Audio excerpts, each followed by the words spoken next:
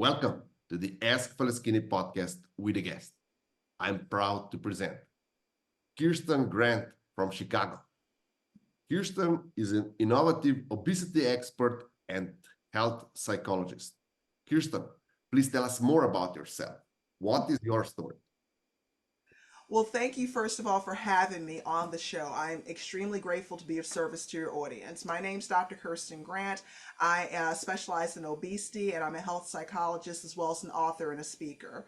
My story is that I started a long time ago, many years ago, over 20 years ago, in obesity. And it started really with the loss of my mother. I lost her to obesity, stress eating, emotional eating, and food addiction.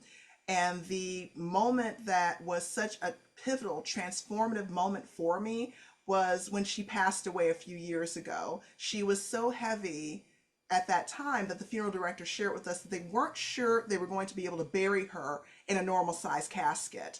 And if that wasn't enough, they almost dropped her twice when they went to bury her. And at that time, you think that would have been the light bulb moment for me, but that really wasn't it. It was that moment when, and I'm sure your listeners have experienced something like this when they've lost a loved one. It was that moment when you walk into their home and you realize that they're not going to greet you at the door anymore. And we're trying to address her affairs. And I went upstairs to her bedroom and I opened three dresser drawers that were filled, positively filled with diet books, magazines, newspaper clippings, dating all the way back to the 1970s, almost when I was born. Please don't calculate my age on this one, okay? And that's when I began to have the light bulb moment and realize obesity, mental wellness, health, psychology, those are our driving forces to us getting to the goals that we want. She was a genius. She was a member of Mensa Society. This is certified genius. But yet, despite all of her intelligence, she still was unable to crack that obesity code. So that's what was the driving factor behind me pursuing my doctorate degree in health psychology, a second doctorate degree in clinical holistic nutrition, numerous certifications and trainings, postdoc, in order to help people have an integrative solution to obesity that also encompass mindset and psychology and mental health and wellness. Impressive story. I would like to ask you for our audience, they're all business people and entrepreneurs. Um, is being an entrepreneur and being in stressful job related to obesity? And if it is, how do you see the relationship? I see a correlation based on the research studies. A lot of people that I speak to, they enter entrepreneurship with a very good notion and idea. We have a light bulb moment in our lives. We want to help people. I'm an entrepreneur myself. I completely understand. But having a business and starting a business is a lot like having a baby. People are unaware of this. When you have a baby, that baby's unable to feed itself, it's unable to lift its head. Your new business is unable to feed itself. So you have to learn how to feed that business. You have to learn how to train it to take those steps. Eventually, it moves into toddler stage. It walks around and breaks things. you have to learn to have the mindset and the psychology to weather those changes with that business. And when we do that as entrepreneurs, as we go along this journey, of course, sleep suffers, weight gain comes upon us, and we're looking around saying, how did this happen? It's not intentional. It's just one of those things that happen. So if I understand correctly, uh, if you gain weight is a lot due to the stress. And you mentioned before stress eating and emotional eating. Mhm. Would you say that stress eating is or emotional eating is an emotional unbalanced, and that we because we dedicate so much time to business, we somehow want to comfort ourselves with the food. For the clients that I've worked with that have this as a challenge along their journey, you can replace stress eating, emotional eating with whatever coping mechanism it is that you use. Some clients of mine use stress eating as their coping mechanism to offset the stress, especially for problems that they haven't found a way to solve yet. No one needs a Captain Obvious moment. We all know that we should eat the celery or the salad as opposed to the whole key lime pie. For me to share that with you is not a light bulb moment for anyone in your audience. The key is for us to identify what our values and our beliefs are, understand what our patterned behavioral reaction is to that, understand what our blind spots are to that, and then begin to unravel that learned behavior and reprogram our mind so that our behavior is different. That's the key. Once my clients unravel that and unlock that, then they no longer give in to the urge to binge eat or stress eat, and then the weight just falls off naturally. Okay. How important is meal planning for that? Because we often, as a busy people, we often don't have time to prepare a meal for ourselves or to go to the restaurant that serves a healthy meal. How important is to plan all the meals in 1 week's time for the future week in order to have less stress about the food and avoid stress eating because you know what you're going to eat for each and every day. You know what? I used to be on the meal planning bandwagon. I used to be the cheerleader of meal planning. I could not understand to save my life why someone would not meal plan because it does remove a lot of unknown variables, such as introducing excess salt, excess fat, excess sugar into the diet that was unanticipated. However, after working with so many people that positively despise meal planning, I had to create an alternative solution. Number one, if you are the type of person that when we say meal planning, it sounds like nails on chalkboard, this is for you.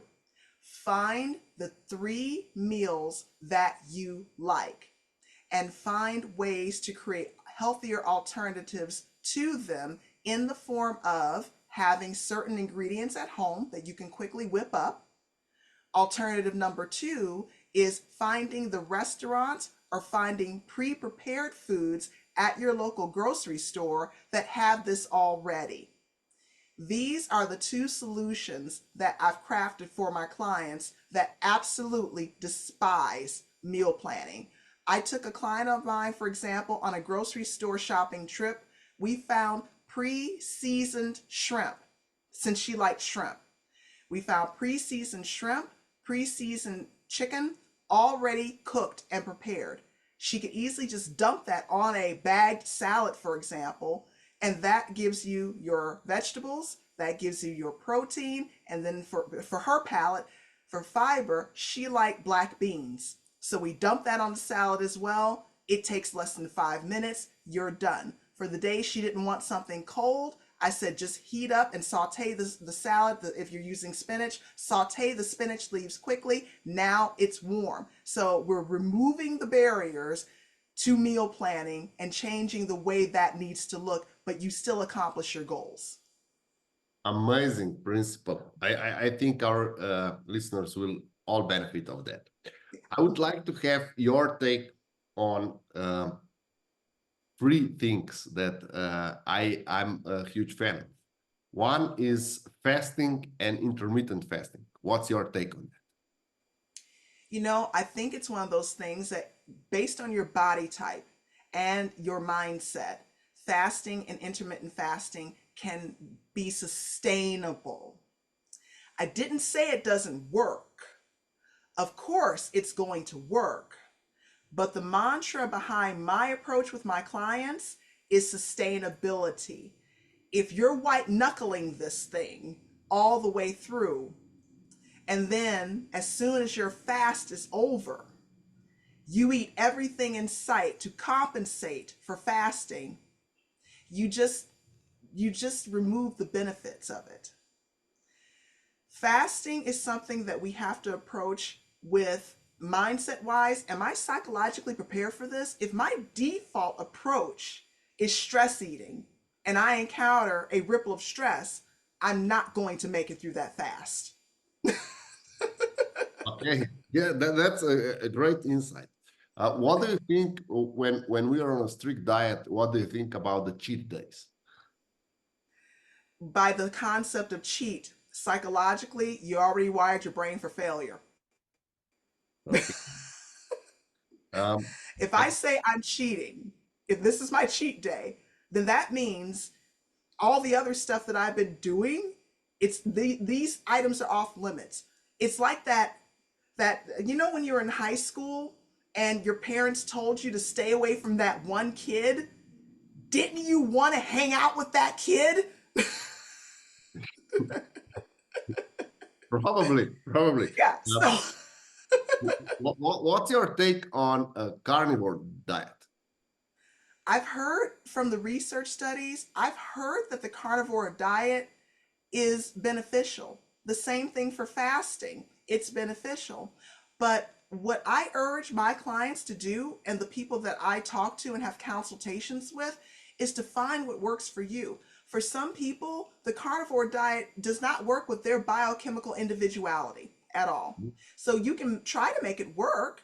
If you find that you experience increased energy, your lab test results from your medical doctor come back fine, and you experience no ill effects, then maybe carnivore diet is for you.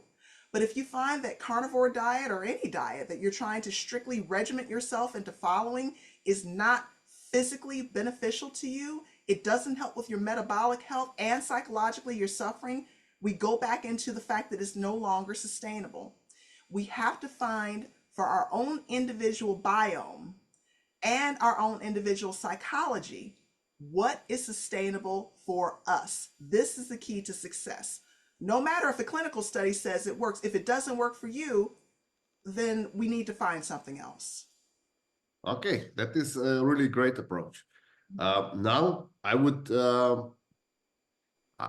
go into statistics a bit.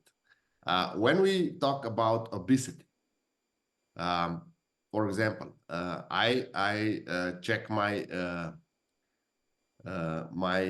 percentage of the fat, and when I go above 15%, I'm already declaring myself fat, and I start either fasting or I start eating less so that I have less calories that I need every day.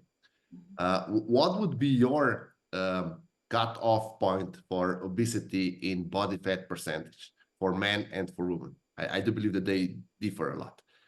There is a chart that I could pull up, or any one of us could pull up for Google. You have your athletes, for example, with the body fat percentage for women. If my memory serves me correctly, it's in the teen percentage, like 15, under 20%. Yeah, I believe it's a little bit under 20%. I know that for women, when body fat percentage falls below 12%, if memory serves me correctly, that becomes a dangerous zone. I forgot what the statistic is for men. Please do forgive me, but I know that it's easily searchable to find out what works for men. I know that men can survive at a lower body fat percentage than women just because of because of men's physiology compared to women. So actually, I prefer with my clients when we talk about health and measuring health. I understand it's much easier in a doctor's office to refer to the body mass index, commonly known as BMI. However, it doesn't take into account, according to research studies, different body types. For example, if someone has more muscle than fat, their BMI will be higher, but it doesn't mean that they're obese or overweight. It's because muscle weighs more than fat. So for my clients, when they find that they're uncomfortable or displeased with BMI, I recommend two other things as a way to measure their health. Waist to hip ratio for both men and women. It's easy to find a calculator once you have your measurements. You measure your waistline, the circumference of it. You measure your hips, the circumference of that. You will Google waist to hip ratio, and put those numbers in, and then you'll determine what it says. That's number one, a good indicator of health. The second thing is, like what you mentioned, body fat percentage. Those two things I find help give a wee bit more of an accurate idea of how healthy, so to speak, you are, as opposed to relying solely on BMI alone. Okay, that is a great insight. So everyone needs to understand or know their body mass index, waist to hip ratio, and body fat. That would be perfect. Mhm. And I do believe that when you start any dieting, it's the visit to the doctor and checking the blood and all this stuff is a must. Yes. I would also like to ask you one more or address one more topic before we conclude, and that is how important are smart devices. Almost all of us have smart watches, and now we are